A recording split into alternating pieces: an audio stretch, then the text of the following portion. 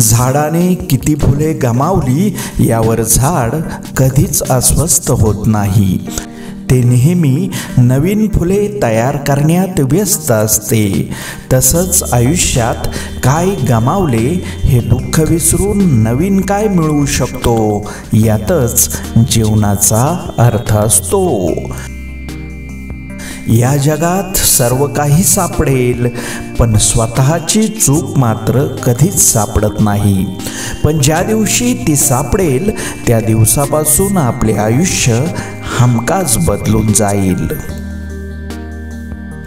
प्रवास कालही होता, प्रवास आजही सुरूच आहे। माहिती आहे की काही इच्छा तुटल्या आहेत, पण काही इच्छा अजून बाकी आहेत।